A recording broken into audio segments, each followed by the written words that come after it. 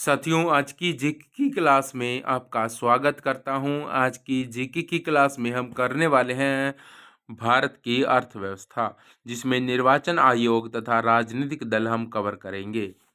तो पहला क्वेश्चन है, वो है भारत में किस प्रकार की शासन प्रणाली अपनाई गई है?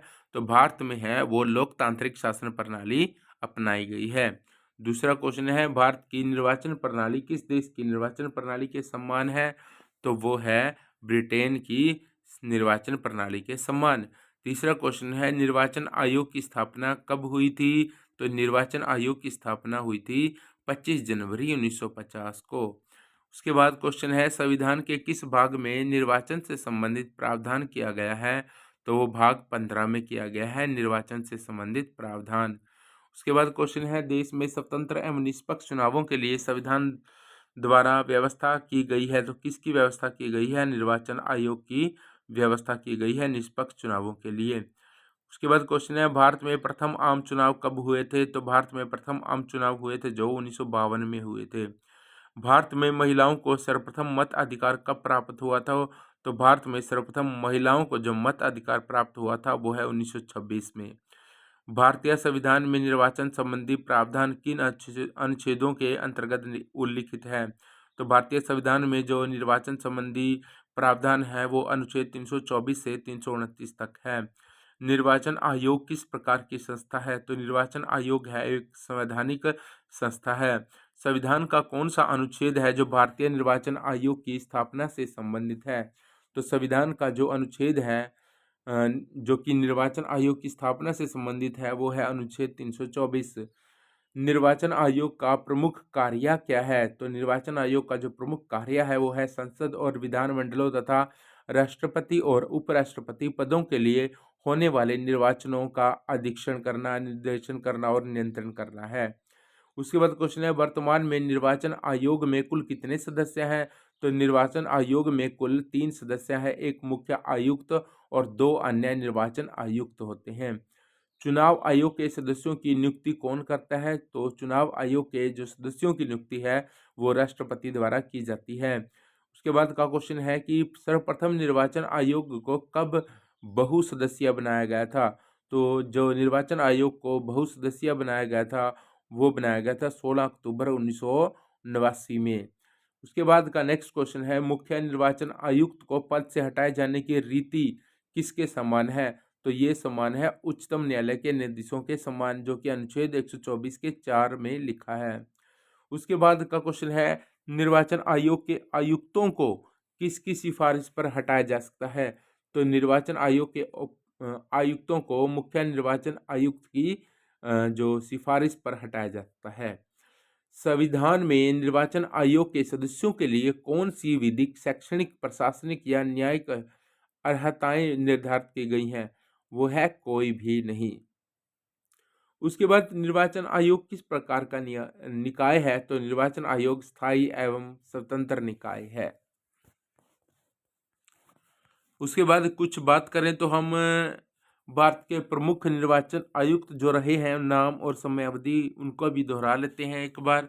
जैसे पहला है सुकुमार सेन, जिसकी अवधि रही 50 से 58, 1950 से 1958 तक की। उसके बाद रहे हैं हमारे पास केवी के सुंदरम 1958 से 1967।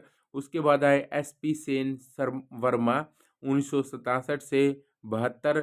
उसके बाद आए डॉक्टर नगेंद्र सिंह 72 से 73। उसके बाद आए 5वें नंबर पे टी स्वामीनाथन 73 से 77। उसके बाद आए 6ठे नंबर पे एस एल सकधर 77 से 82।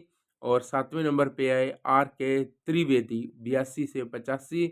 8वें पे R V S Peri Sastry आए 86 से 90।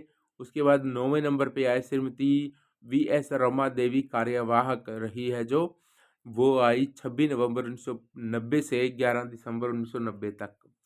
उसके बाद 10वें नंबर पे आए टी एन सेशन 1990 से 96। 11वें पे आए एम एस गिल 96 से 2001। 12वें पे आए जे एम लिंग दोहो 2001 से 2004। 13वें पे आए टी एस कृष्णमूर्ति 2004 से 2005। 14वें नंबर पे आए बी वी टंडन 2005 से 6।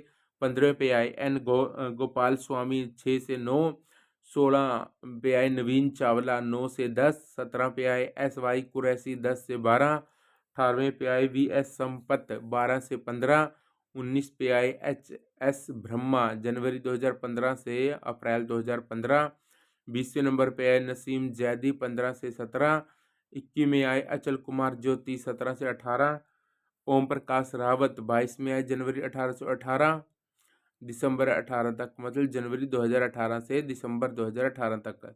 उसके बाद सुनील अरोड़ा 23वें नंबर पे 18 से 21, उसके बाद सुशील चंद्र 24वें नंबर पे, जो कि 13 अप्रैल 2021 से अब तक हैं। संविधान के किस अनुच्छेद में उपबंधित है कि किसी ऐसी विधि की विधि मान्यता को न्यायालय में चुनौती नहीं दी जा सकती जो निर्वाचन क्षेत्रों के परिसीमन या स्थानों के आवंटन से संबंधित हो? तो वो है अनुच्छेद 329। निर्वाचनों के संबंध में उपबंध या नियम बनाने की शक्ति किसे प्राप्त है?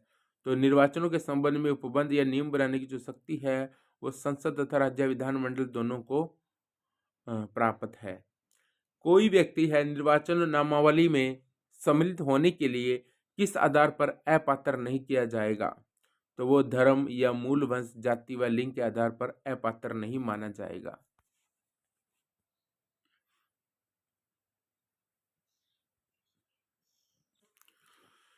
इसके बाद क्वेश्चन है, राष्ट्रपति एवं उपराष्ट्रपति के लिए चुनाव का आयोजन कौन करता है? तो राष्ट्रपति एवं उपराष्ट्रपति के लिए चुनाव का आयोजन है वो भारत का निर्वाचन आयोग करता है।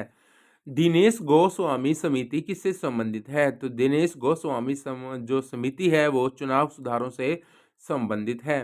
भारत में लोकसभा और राज्यों की विधानसभाओं के लिए निर्वाचन किस प्रणाली द्वारा किया जाता है? तो भारत में लोकसभा और राज्य की विधानसभाओं के लिए निर्वाचन है वो वयस्क मताधिकार के आधार पर किया जाता है। संसद के सदस्यों की अयोग्यता संबंधी प्रश्न का निर्णय कौन करता है? तो वो राष्ट्रपति करता है। भारत के निर्वाचन आयुक्त की पदावधि क्या है? तो भारत का निर्वाचन आयुक्त है उसकी पद अवधि है 6 वर्ष या 65 वर्ष की आयु, जो कि पहले हो जाए। मुख्य निर्वाचन आयुक्त को पदच्युत किया जा सकता है। कब किया जा सकता है? वो संसद के दोनों सदनों के सदस्यों के 2/3 बहुमत से पारित कदाचार के आधार पर राष्ट्रपति के द्वारा।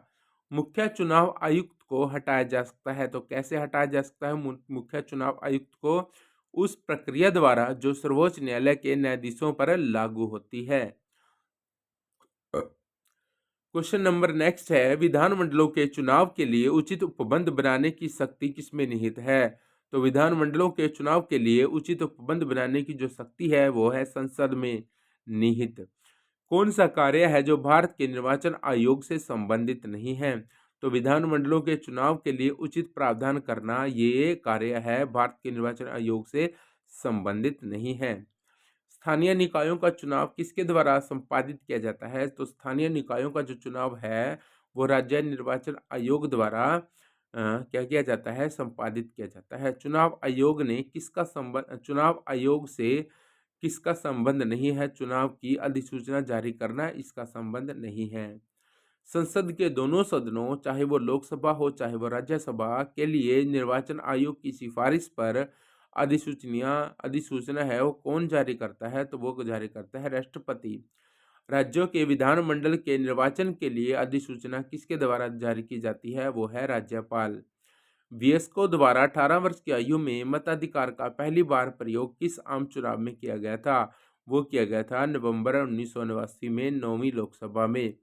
मत अधिकार की आयु को 21 वर्ष से घटाकर 18 वर्ष कब किया गया है? वो है 61वें संविधान संशोधन 1989 से।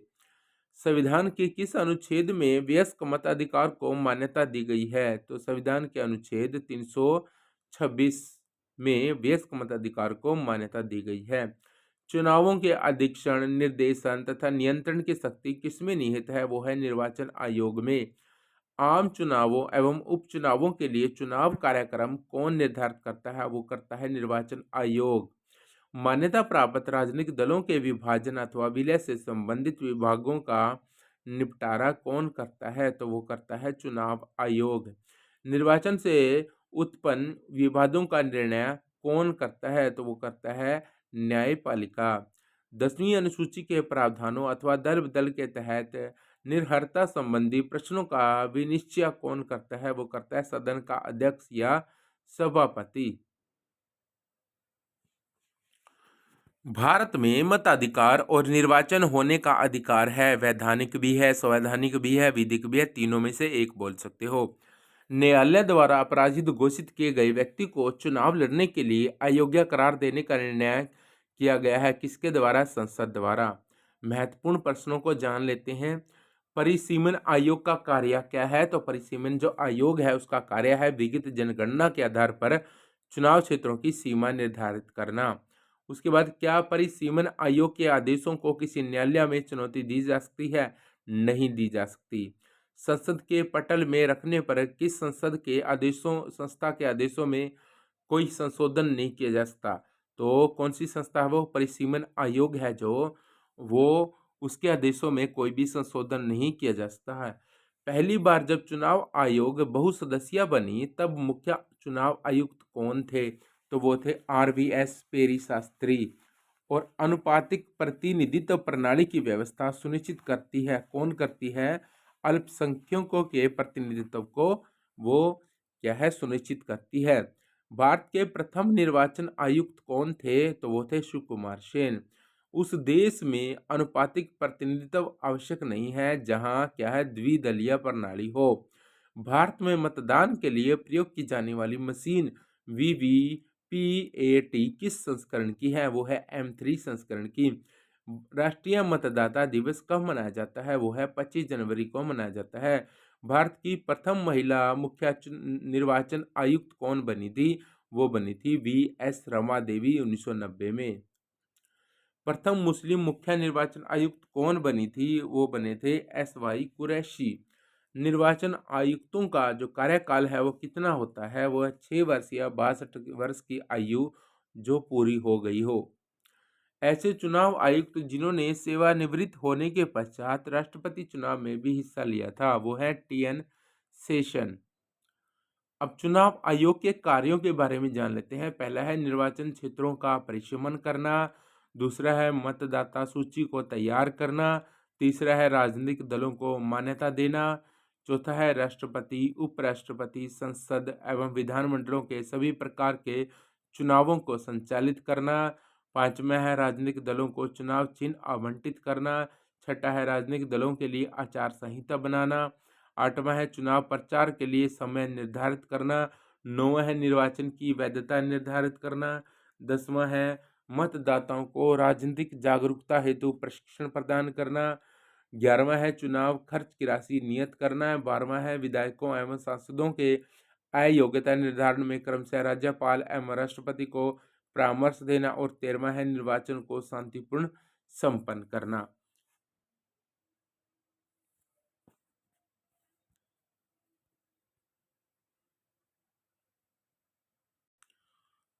तो साथियों ये थे चुनाव आयोग के कार्य जो हमने पढ़े। अब नेक्स्ट पेज पर चलते हैं। नेक्स्ट क्वेश्चन है भारत के प्रथम कार्यवाहक मुख्य निर्वाचन आयुक्त कौन थे? तो वो थे VS रमा देवी। 25 जनवरी को महात्मा दिवस के रूप में किस वर्ष से मनाना प्रारंभ किया गया था? तो वो है 2011 से। चुनाव सुधारों से संबंधित समितियां कौन सी हैं? तो है दिनेश गोस्वामी समिति 1990 में बनी, तारकुंडे समिति 1974-75 में और इंद्रजीत गुप्त समिति 1998 में। उसके बाद के संथानम समिति। वोट डालने की आयु की वर्ष से घटाकर 18 वर्ष करने की सिफारिश किस समिति ने की थी? वो तारकुंडे समिति ने की थी। चुनावों आयोग द्वारा वोटिंग में वीवीपैट को कब अपनाया गया था? वो 2011 में अपनाया गया था। पोलिंग स्टेशन से मतदान केंद्र की दूरी अधिकतम कितनी निर्धारित है? तो वह है 200 मीटर। निर्वाचन आयोग ने लोकसभा का संपूर्ण चुनाव ईवीएम के माध्यम से किस वर्ष संपन्न करवाया था? 2004 में करवाया था। मूल संविधान में वोट डालने की न्यूनतम आयु निर्धारित की गई है, कितनी है? 21 वर्ष। ईवीएम का पूरा नाम क्या है? इलेक्ट्रॉनिक वोटिंग मशीन है पूरा नाम। VVPAT को किस नाम से जाना जाता है? Voter verification paper audit trail के नाम से जाना जाता है।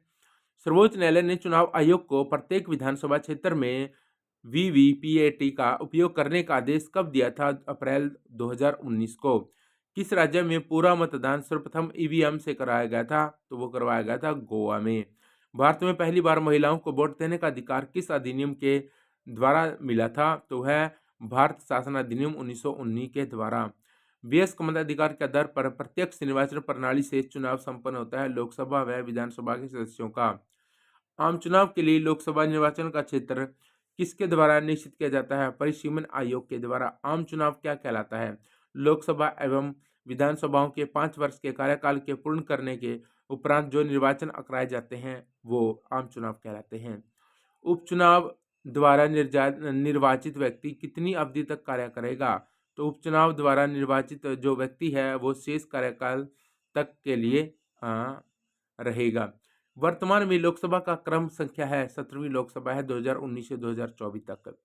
इलेक्ट्रॉनिक वोटिंग मशीन है जो ईवीएम के उपयोग को कानूनी मान्यता किस वर्ष मिली है? 1989 में मिली है। 2019 के लोकसभा चुनाव में कुल 543 सीटों में से 542 सीटों पर चुनाव कराए गए। एक सीट का चुनाव रद्द कर दिया गया। वह किस राज्य की सीट थी? वो तमिलनाडु राज्य की वेल्लोर सीट थी। चुनाव में होने वाली गड़बड़ी को कैमरे में कैद कर मतदाता द्वारा सीधे निर्वाचन आयोग को भेजने के लिए 2019 में कौन सा ऐप लॉन्च किया गया था? वो सी विजिल ऐप लॉन्च किया था। C vigil app. चुनाव प्रक्रिया का आरंभ किया जाता है तो अधिसूचना जारी होने के बाद। ऐसा राज्य है जिसने चुनाव में नोटा के विकल्प का सर्वप्रथम प्रयोग किया है तो वह छत्तीसगढ़ 2013 में उसने नोटा का विकल्प का सर्वप्रथम प्रयोग किया है। सरकार द्वारा लोकसभा में चुनाव खर्च की अधिकतम सीमा 2014 में कितनी रखी गई है? वो है 70 लाख। पूर्व में 40 लाख थी तथा छोटे राज्यों के लिए 54 लाख थी। विधानसभाओं के लिए चुनाव खर्च की सीमा 2014 के अनुसार कितनी निर्धारित की गई है? वह 28 लाख। पूर्व में 16 लाख थी।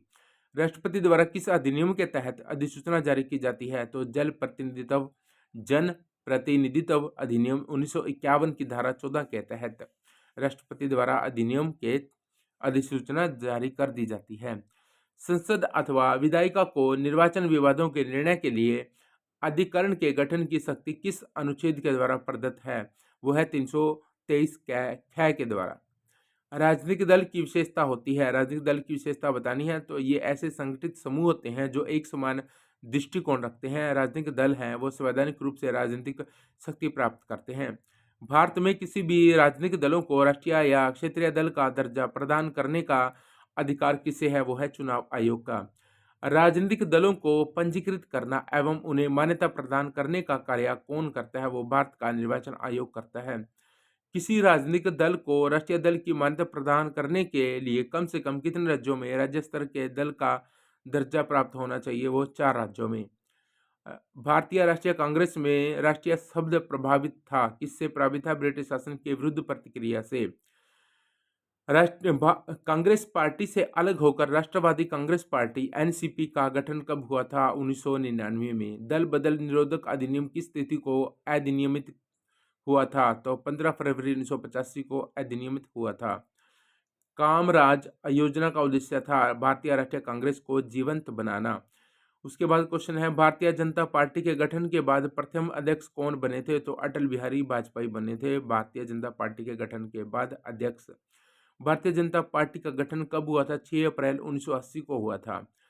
इंडिपेंडेंट लेबर पार्टी का संस्थापक कौन था? तो BR अम्बेडकर था।